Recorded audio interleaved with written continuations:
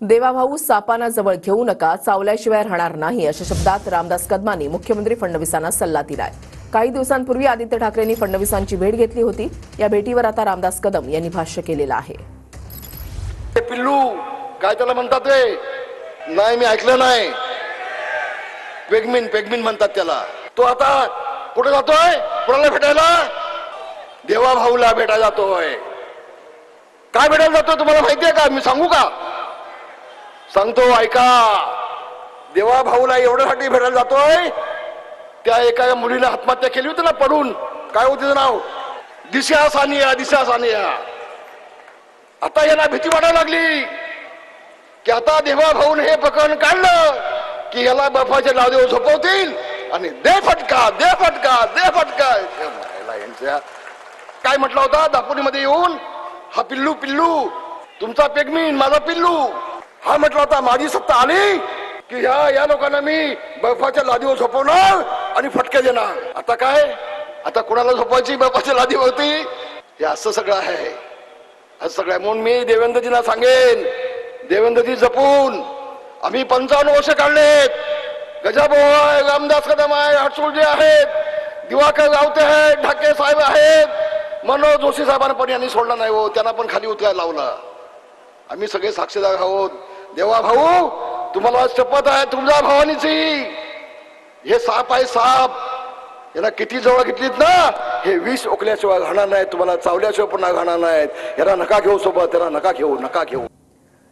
एकनाथ शिंदेच्या नेतृत्वाखाली 225 आमदार निवडून आले। रामदास कदमांनी असं म्हटलंय। समझदार को इशारा काफी है असं वक्तव्य रामदास कदमांनी केलेलं आहे। तर जास्त लक्ष न दिल्यामुळे वरळीची जागा थोडक्यात गेली असं श्रीकांत शिंदे यांनी म्हटलंय। विधानसभेवरती भगवा फडकवला। विधानसभेची निवडणूक या आपले मुख्य नेते एकनाथजी शिंदे यांच्या नेतृत्वाखाली झाली आणि यांच्या नेतृत्वाखाली 225 आमदार आले। एकनाथजी शिंदे यांच्या नेतृत्वाखाली 225 आमदार। अरे वाजवान टाळ्या। एकनाथ शिंदेच्या नेतृत्वाखाली 225 आमदार निवडून आले। रामदास कदमांनी असं म्हटलंय। समझदार को इशारा काफी है असं वक्तव्य रामदास कदमांनी केलेलं आहे। तर जास्त लक्ष न दिल्यामुळे वरळीची जागा थोडक्यात गेली असं श्रीकांत शिंदे यांनी म्हटलंय। विधानसभेवरती भगवा फडकवला। विधानसभेची निवडणूक या आपले मुख्य नेते एकनाथजी शिंदे यांच्या नेतृत्वाखाली झाली आणि यांच्या नेतृत्वाखाली 225 आमदार आले। एकनाथजी शिंदे यांच्या नेतृत्वाखाली 225 आमदार। अरे वाजवान टाळ्या। एकनाथ शिंदेच्या नेतृत्वाखाली 225 आमदार निवडून आले। रामदास कदमांनी असं म्हटलंय। समझदार को इशारा काफी है असं वक्तव्य रामदास कदमांनी केलेलं आहे। तर जास्त लक्ष न दिल्यामुळे वरळीची जागा थोडक्यात गेली असं श्रीकांत शिंदे यांनी म्हटलंय। विधानसभेवरती भगवा फडकवला। विधानसभेची निवडणूक या आपले मुख्य नेते एकनाथजी शिंदे यांच्या नेतृत्वाखाली झाली आणि यांच्या नेतृत्वाखाली 225 आमदार आले। एकनाथजी शिंदे यांच्या नेतृत्वाखाली 225 आमदार। अरे वाजवान टाळ्या। होय बांधवानो, एकनाथजी शिंदे यांच्या नेतृत्वाखाली विधानसभेची निवडणूक झाली। 225 आमदार एकनाथजी शिंदे यांनी निवडून आणलेत। हे वास्तव आहे।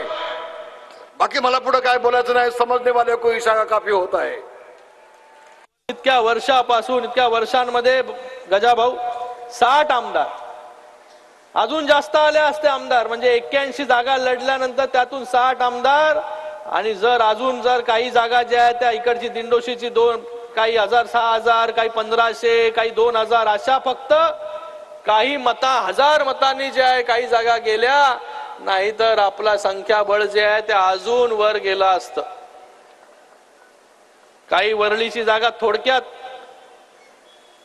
जास्त रामदासबाई तिथे आपण जास्त लक्ष दिलं नाही म्हणून